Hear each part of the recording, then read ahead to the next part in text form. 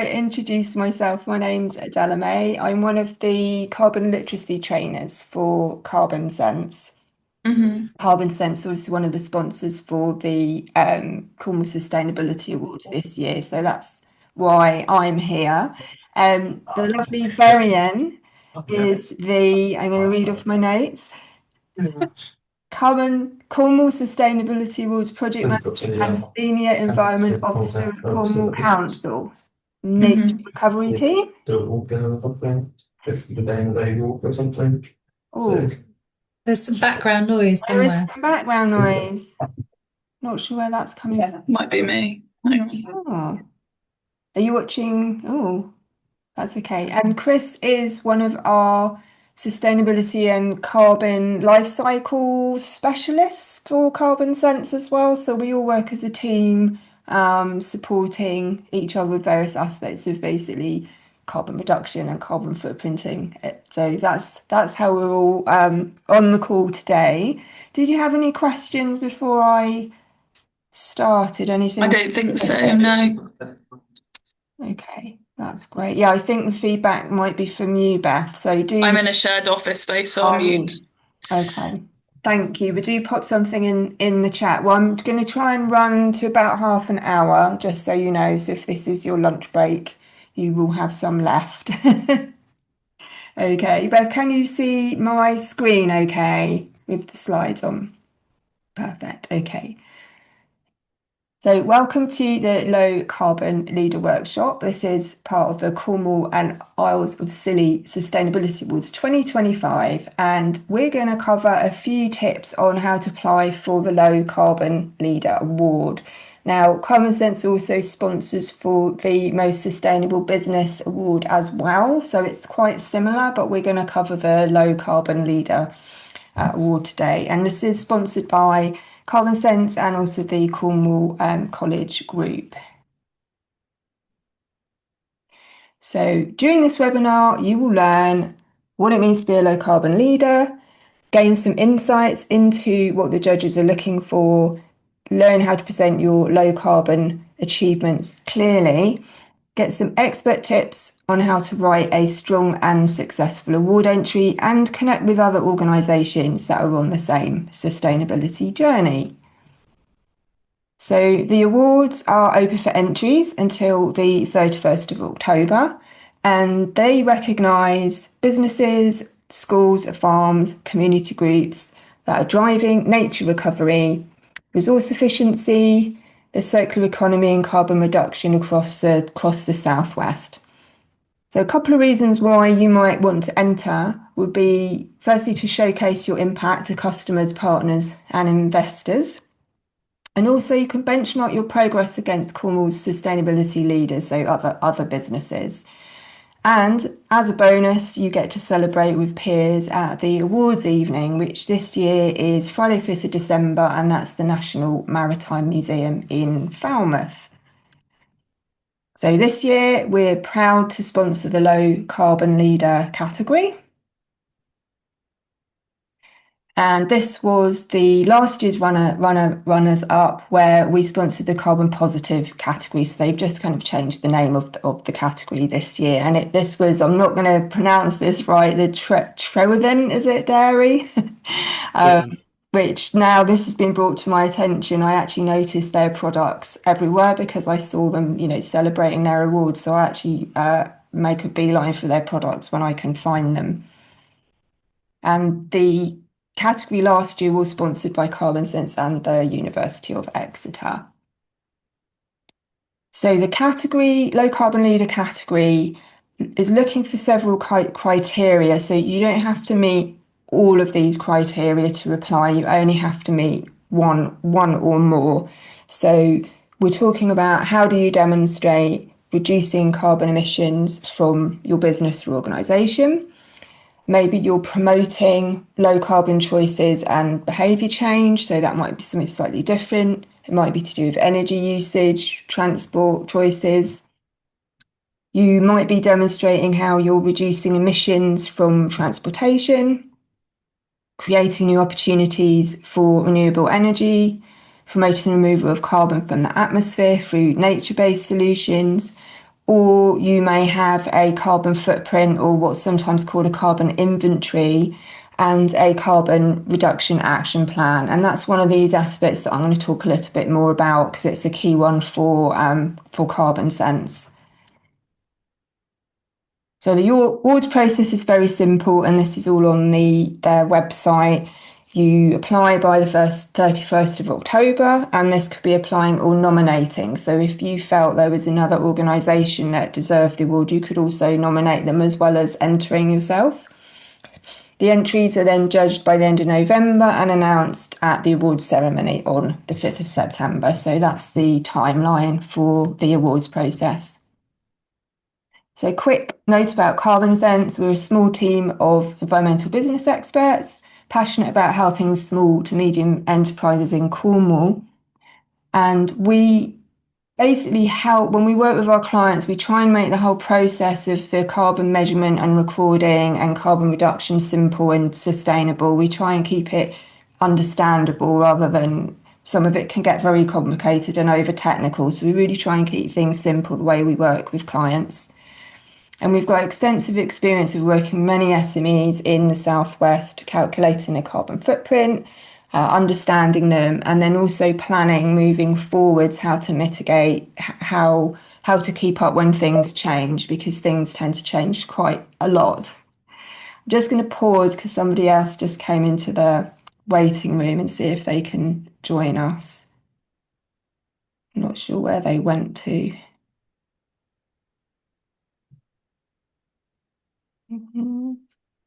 Okay, hopefully they'll try and get in again. Sorry about that.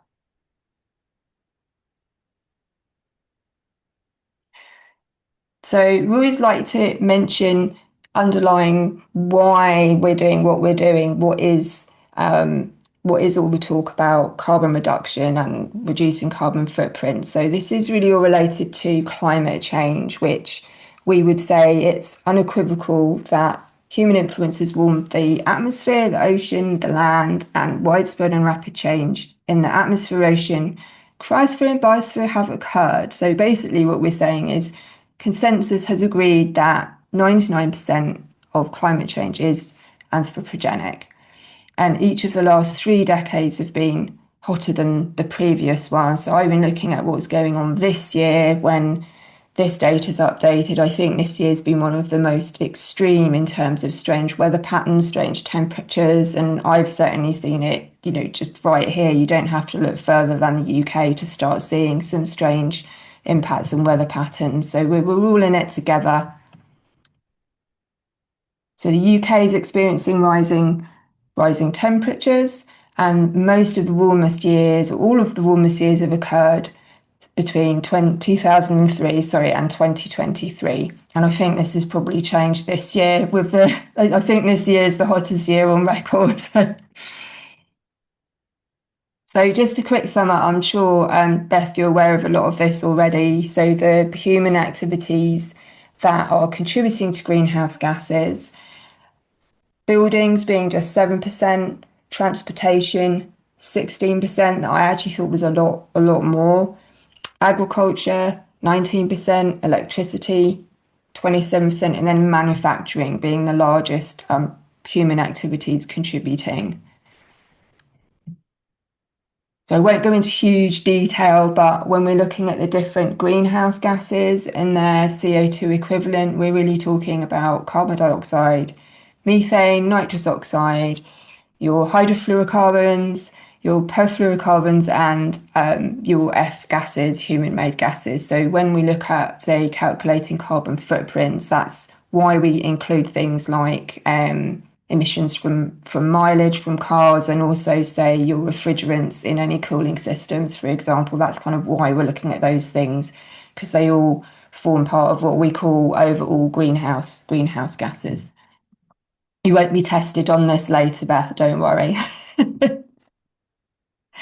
So in terms of emissions, we talk about these in terms of 3 main different scopes, and this is a diagram that's been used for quite a few years now just to represent what we're calling these different scopes.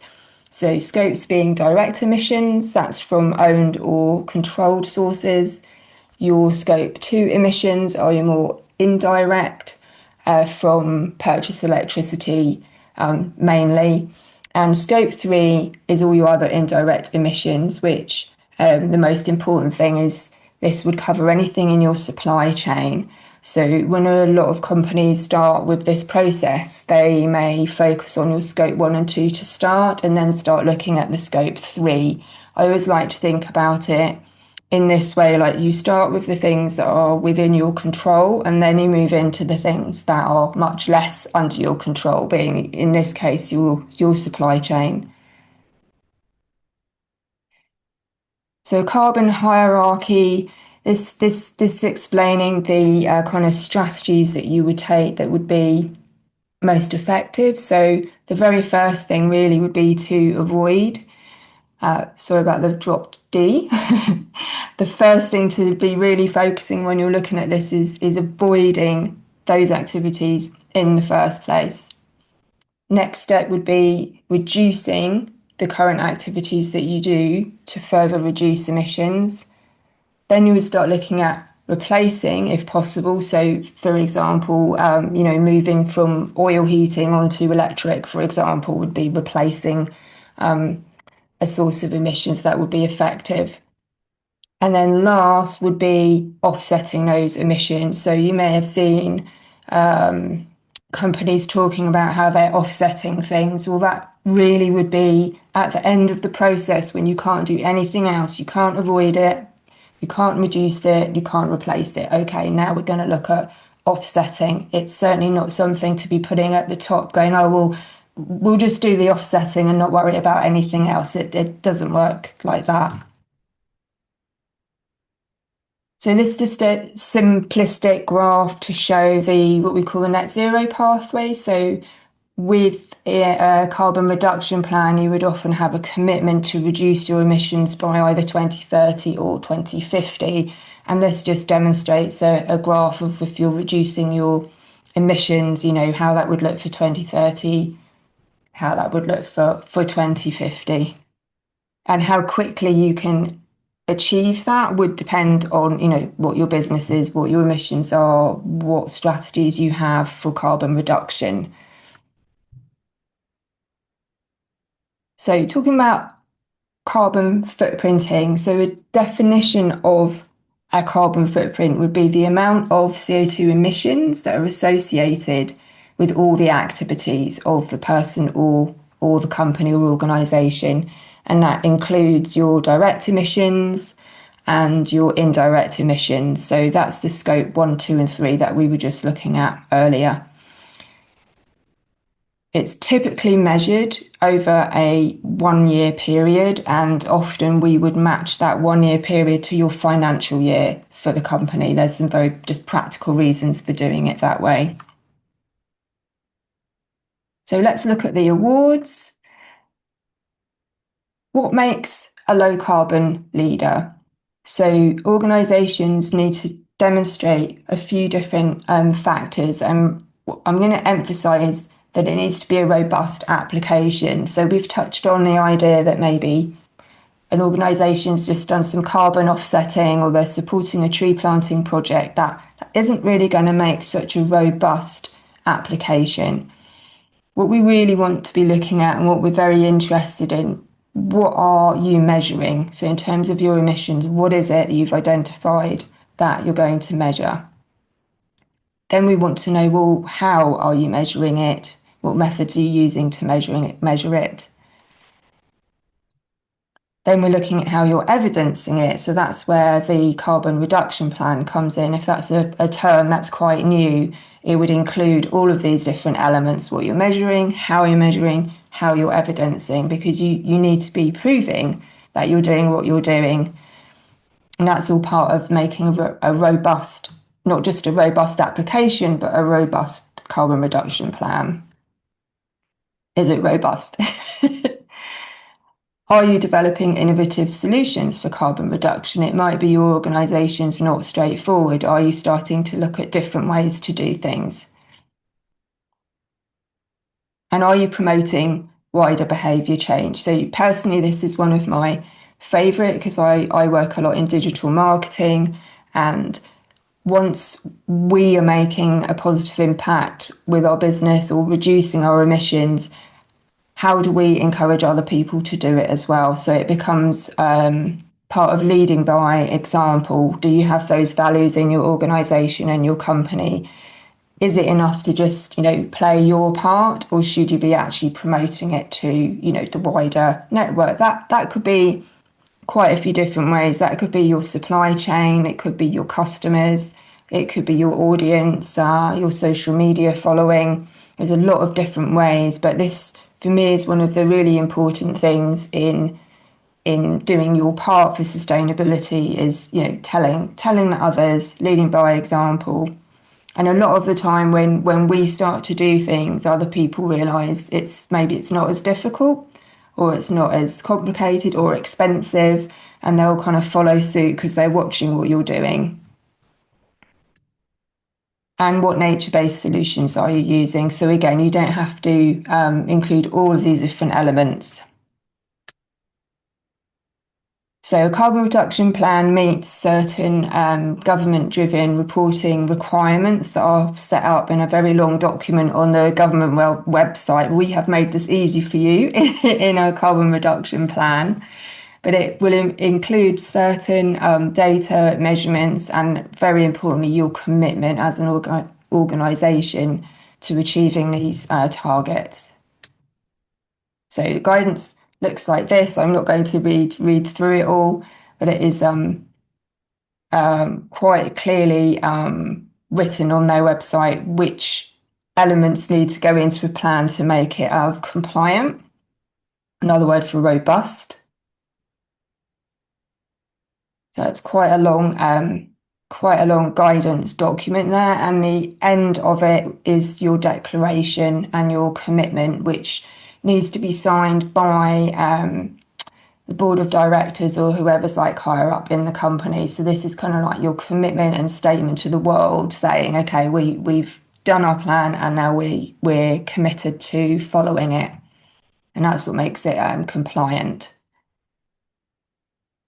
So how we do this at Carbon Sense is we collect the data that's required. Some of it's quite standard, some of it will be quite specific to your organisation, and we have a template that we use. We are very happy to share that. If you put me an email, I can send that to you to just have a look at how we've simplified the process with identifying the elements of data you'd need to collect if you wanted to go down this route and try it yourself. So very happy to provide that for free. This is what it looks like. And again, depending on the company, the first part is your basic company details. And the two kind of critical areas, although this is just like a very small field, it will open up, is to look at your completed carbon reduction initiative. So what is it that you are already doing, that you already have in place? And the second cell is the additional planned carbon reduction initiative. So these are okay, where are you heading? What do you want to do? What do you want to plan? So this kind of demonstrates a shift from we're doing this and we're going to do this. So this is the change you want to make, the carbon reduction actions you're taking. And then on the actual data collection template, these reflect your different scope emissions. So a lot of it is to do with company vehicles, mileage.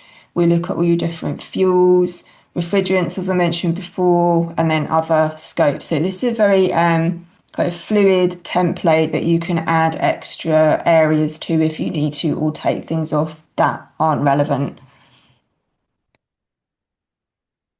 As we go through the data collection, we've got the different types of energy that you might be using, the different types of business travel. We include elements like employee commuting to look at the wider impact. So don't look at this and think, oh my word, like you don't have to fill in every row on the spreadsheet. It's actually more simple than it looks. We then look at waste, we look at water, and then again, there's space for additional scope threes depending on your organisation. And then we then start looking at your purchase goods and services. So Some of this data is pulled from your actual figures, for example, your mileage in miles.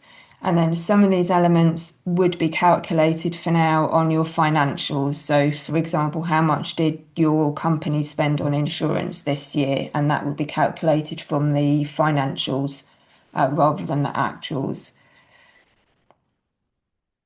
Okay, so putting it all together, when we're thinking about pulling together information and then data, the initiatives that we're thinking of, this is what we will then pull into a carbon reduction plan.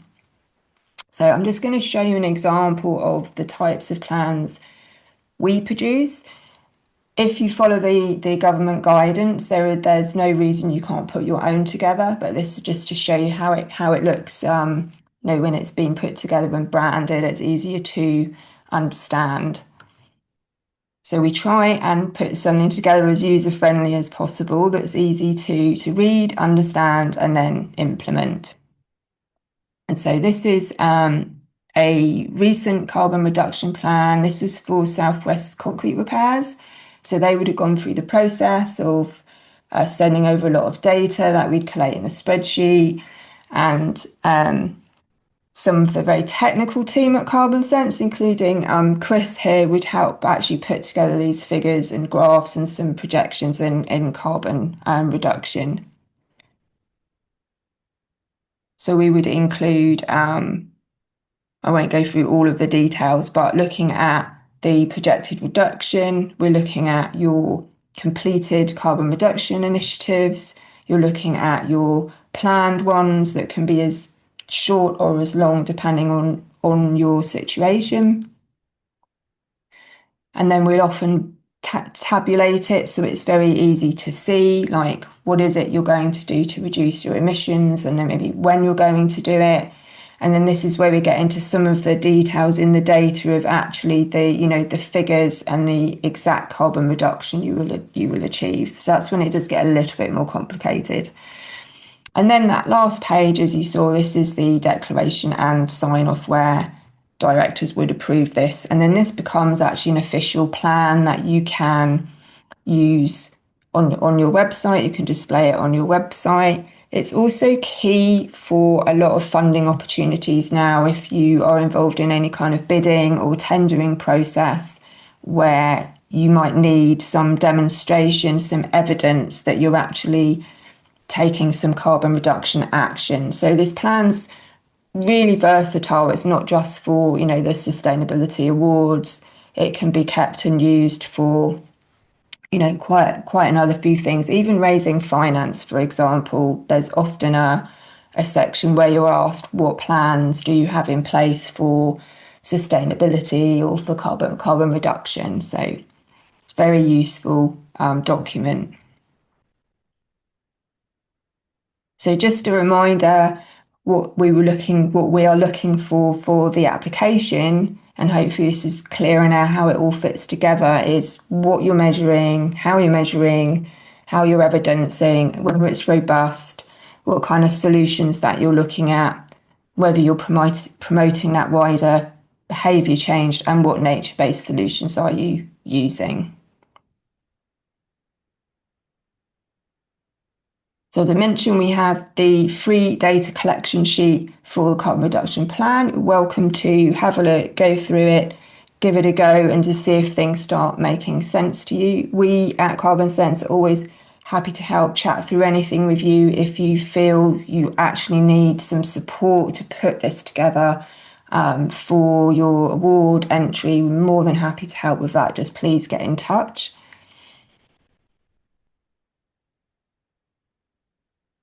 And then I'll leave that there if you've got any questions.